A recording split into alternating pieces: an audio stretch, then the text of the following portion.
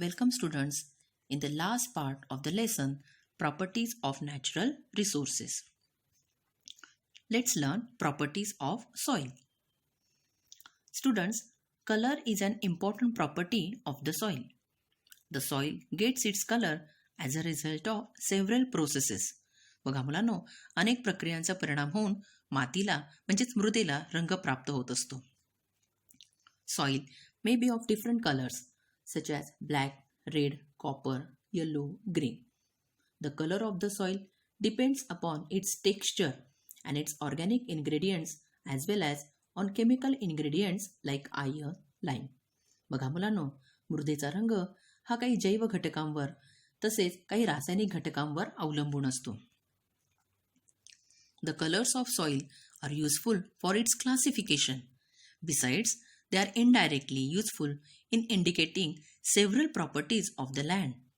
In this way, the properties of the soil, such as its fertility, drainage of water, capacity to hold water, become clear from its color. पहा मुलांनो, या मृदेचा रंग हे जमिनीचे वर्गीकरण करण्याकरिता तसेच जमिनीचे अनेक गुणधर्म दाखवण्यासाठी उपयोगी पडतात. अशा प्रकारे या मृदेच्या रंगावरून तिचा कस म्हणजेच तिची सुपीकता, पाण्याचा निचरा, पाणी धरून ठेवण्याची क्षमता याबाबत आपल्याला स्पष्टता येत असते. Students, let's do an activity to find out the water holding capacity of different soil. For this we need some samples of sand, sandy soil, soil in an earthen pot, 3 measuring cylinders, 3 glass funnels, filter papers and some water. Students, as shown, first put the 3 glass funnels in the 3 measuring cylinders as shown. Then fit cones of the filter paper in the 3 glass funnels. Then fill the cones with equal quantities of each soil respectively. Then pour 1 test tube of water into each of the funnels and observe how much water is collected in each measuring cylinder. You will see that the water holding capacity of sand is very few, so water drains rapidly. Water holding capacity of sandy soil is more than sand and less than the soil in the garden soil. Water holding capacity of the soil in an earthen pot is much more than the other soil. पहा मुलांनो, या प्रयोगात आपण 3 वेगवेगळ्या प्रकारची माती घेतली. कुंडीतील माती म्हणजे चिकण माती. या मातीत पाणी धरून ठेवण्याची क्षमता जास्त असल्याने मोजपात्रात आपल्याला कमी पाणी जमा झालेले दिसून येते. आणि या उलट वाळूमध्ये पाणी धरून ठेवण्याची क्षमता ही कमी असल्याने मोज पात्रात आपल्याला जास्त पाणी जमा झालेले दिसून येते. Let's learn soil texture. Soil contains particles of different sizes. The texture of the soil is determined by the proportion of particles of the various sizes. Following are the types of soil on the basis of its texture. First, sandy soil. Second, silt soil. And the third, clay soil. बघा मुलांनो, मातीमध्ये विविध आकारमानांचे कण असतात आणि या कणांच्या प्रमाणावरून मातीचा पोत ठरत असतो, म्हणजे मातीचं टेक्स्चर समजून येते आणि त्यानुसार या मातीचे म्हणजेच मृदेचे काही प्रकार पडतात. First sandy soil, then silt soil and the clay soil. Let's learn sandy soil. The proportion of sand is high in sandy soil. Water drains rapidly through sandy soil. It is easy to plow this soil. बघा मुलांनो, या sandy सॉइलमध्ये वाळूचे किंवा मोठ्या कणांचे प्रमाण हे अधिक असते आणि यातून पाण्याचा जलद निचरा होतो आणि अशी ही मृदा मशागत करण्यासाठी फार सोपी असते. The particles of sandy soil are made of the mineral called silicon dioxide. So this soil is less fertile. These particles do not dissolve in water. Therefore, the soil has very little capacity to supply nutrients. पहा मुलांनो, यातील वाळूचे कण हे silicon dioxide या खनिजाचे बनलेले असतात आणि ते पाण्यात न विरघळणारे असतात आणि यामुळे या मृदेची अन्नद्रव्ये पुरवण्याची क्षमता ही खूपच कमी असते. Let's learn silt soil. The particles of silt soil are of medium size. Silt soil is not as plowable as sandy soil, but it is much more valuable than clay soil. पहा मुलांनो, silt soil यातील कणांचा आकार हा मध्यम असतो आणि sandy soil या जमिनीप्रमाणे मशागत करण्यास ही सॉइल म्हणजेच माती सोपी नसते आणि त्याचप्रमाणे क्ले सॉइल या सॉइलपेक्षा ती मात्र व्हॅल्युएबल म्हणजे अधिक उपयुक्त असते. This soil contains a large proportion of organic materials. Its capacity to supply nutrients is much greater. Silt soil is also called sedimentary soil. पहा मुलांनो, या मृदेमध्ये जैव घटक मोठ्या प्रमाणावर असतात आणि या मृदेची अन्नद्रव्य पुरवण्याची क्षमता देखील खूप जास्त असते. या मृदेला सेडिमेंटरी सॉइल म्हणजेच गाळाची मृदा असे देखील म्हणतात. Now let's learn clay soil. In this soil, the proportion of small particles is maximum. The particles of clay soil feel smooth to touch. Clay soil has a high water holding capacity. पहा मुलांनो, या मृदेमध्ये मातीच्या सूक्ष्म कणांचे प्रमाण हे सर्वाधिक असते. या मातीच्या कणांना स्पर्श केला तर ते गुळगुळीत लागतात आणि या मातीमध्ये पाणी धरून ठेवण्याची क्षमता ही अधिक असते. Let's learn soil structure. Students, soil occurs in the form of columnar, laminar, granular as well as block shaped structure.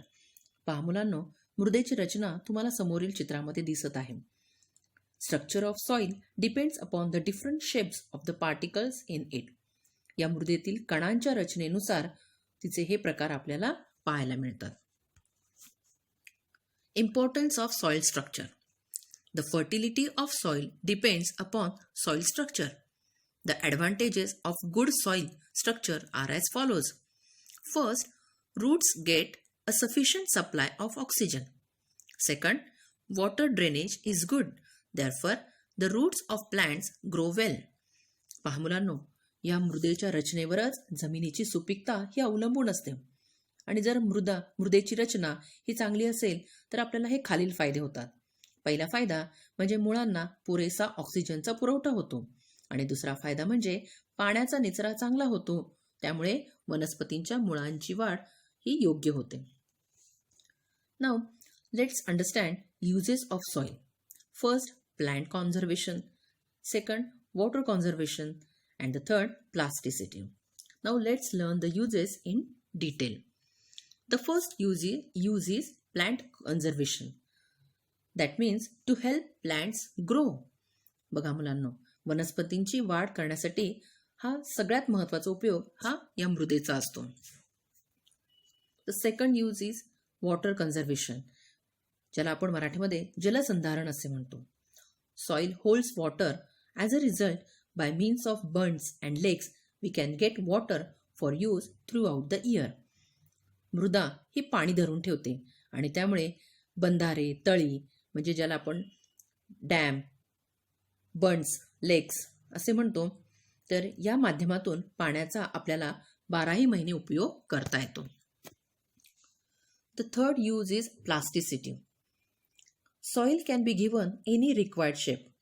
This property of soil is called plasticity. So we can use the soil to make articles of a variety of shapes.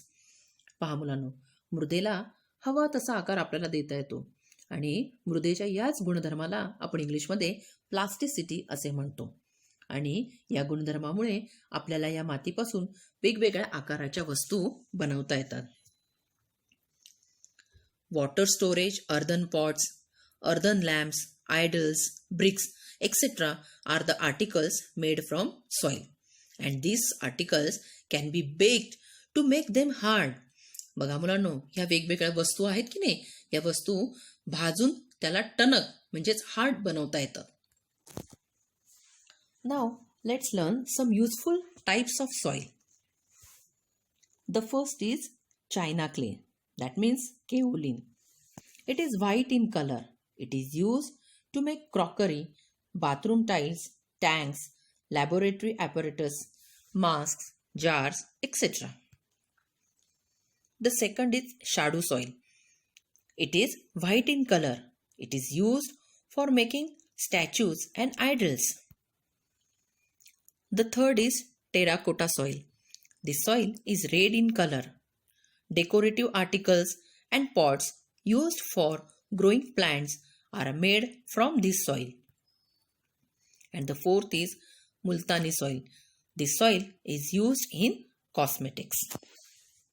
Now let's learn soil testing. The proportions of the various ingredients of soil can be determined by soil testing. During soil testing, the soil is examined for color, texture and the proportion of organic matter in it.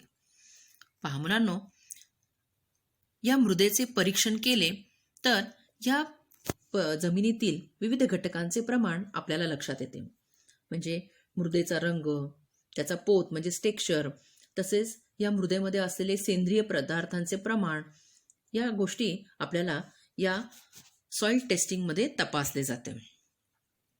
Soil is tested to find out if there is a deficiency of any ingredients and to decide what measures should be taken to remove the deficiency.